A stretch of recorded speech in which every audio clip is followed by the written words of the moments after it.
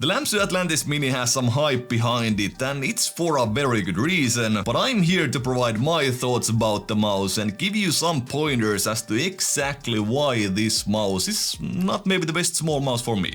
Just looking at the Atlantis Mini and the original one, they look and even feel pretty much the same in terms of its features. For example, the click feel is very close to the OG Atlantis. The clicks are a tad lighter, so these are really easy to spam and they feel responsive in game. There is quite a bit of pre-travel on the triggers when you actuate the clicks from the front, but this does not really ruin the tactile and snappy click feel at all. The side buttons on my Mini actually feel slightly worse than on the OG Atlantis that I have here. There is more pre and post travel, and the back button is a tad mushy on my second unit, but it's nothing that translates to a bad experience in general use or in-game. The stock feet are very high quality as they were with the original one, but there are 4 small feet instead of 2 large ones. You get the option to switch to 2 large feet as Lamzu provides those in the box, and they actually also provide you with dot feet if that is something that you prefer.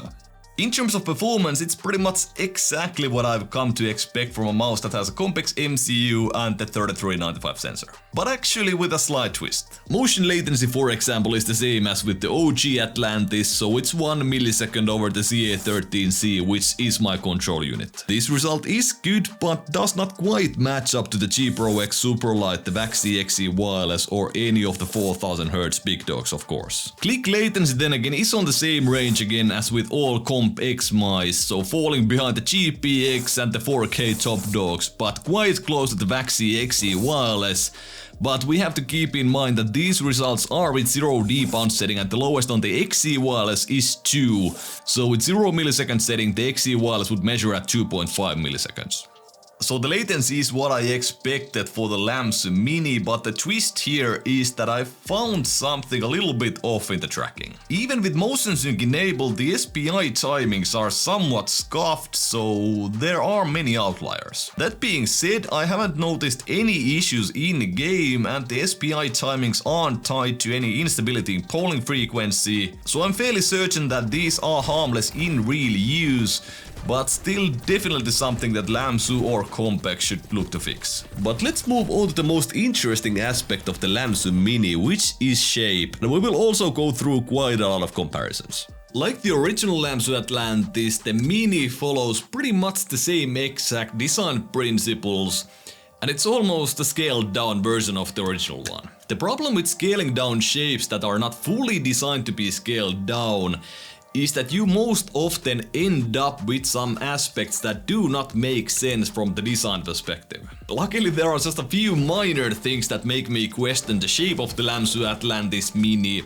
One is the aggressively slanted sides like the original Atlantis had.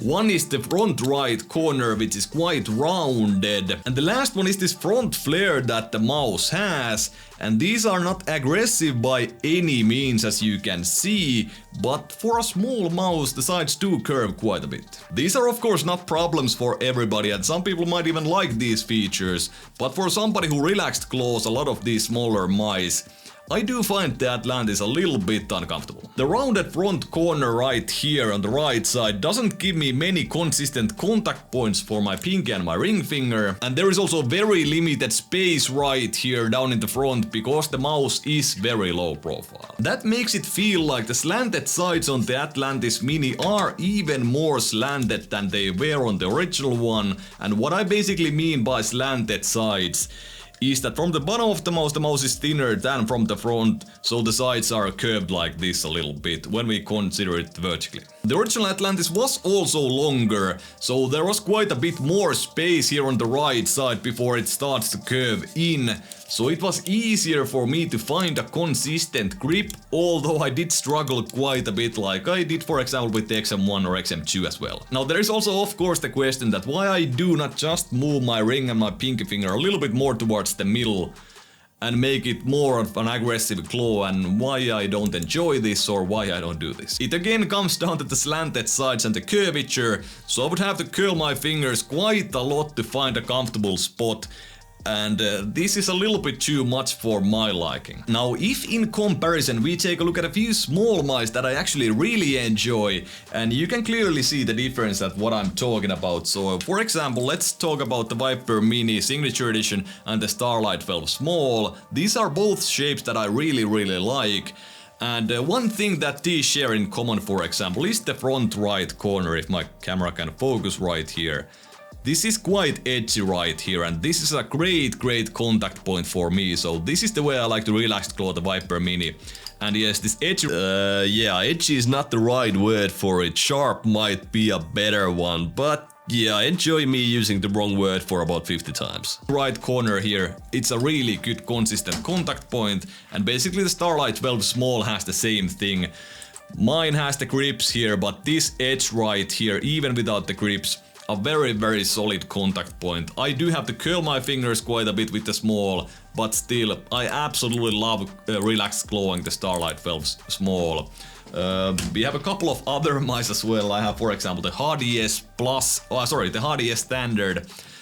This one has quite a lot of curve on the sides as well, and the rounded corner is also present here, but it's way less rounded than on the Atlantis Mini. And even with the HDS, the original HDS, I still relax claw the mouse quite a bit, and it's comfortable. It also has, if you look at the mouse, quite slanted sides right here. But yeah, just because it has more of an edge on the right hand side here on the corner, it just feels much more comfortable, much more natural for me to relax claw. There is also the HDS Plus, which I really enjoy, and it has fairly slanted sides, but also the front right corner is again fairly edgy, and it's easy to find that consistent contact point for me. Then I can talk about the X2 Mini and the comparisons with the Atlantis Mini and why I prefer the X2 Mini shape. It's basically the same thing again, so the sides are more flat, and on the X2 Mini there is also pretty much no curvature. So it's very comfortable for me to find a good grip, even though the front right corner here is very rounded. So relaxed claw, not really the best for me with this shape, but I just curl my fingers a little bit more, usually, so I can get a consistent grip. Or not really consistent, but more comfortable.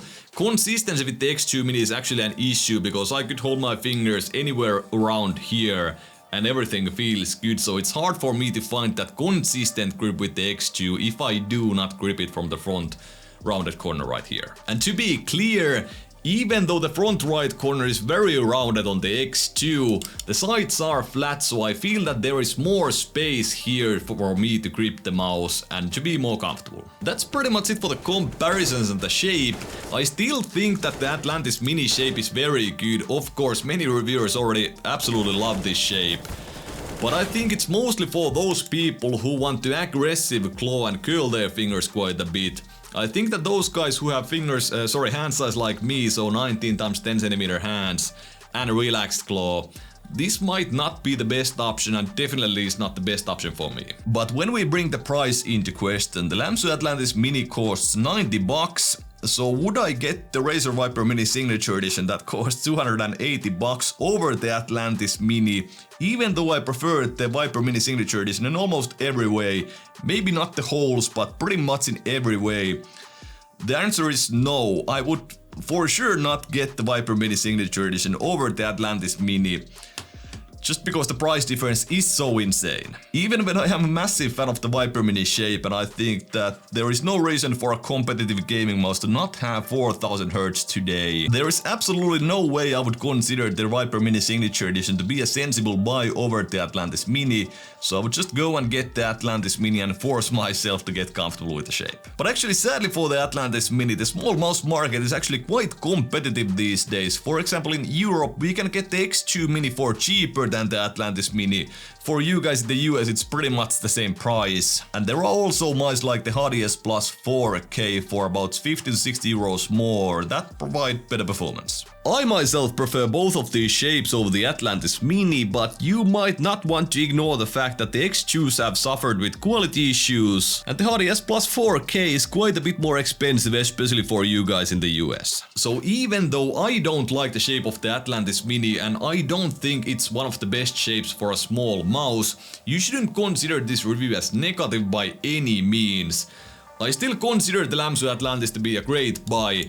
Great features, good performance, there is really nothing to complain again. It's just my subjective opinions about the shape that make it sort of not the best mouse for me. I feel that that's actually one of the most important parts in a review, so even if there is some subjective part like a shape that you don't like the mouse, you should appreciate the features, the product quality and everything like that, and take an objective look at it, and if it seems very good then give a positive review and mention what you think was bad subjectively, but be sure to mention that this is just your opinion and it may not be what you think about the shape.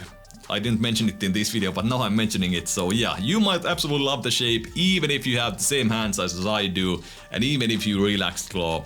So these are just my thoughts, and I hope I made enough sense with the comparisons that I showed you guys, that it makes sense for you guys as well.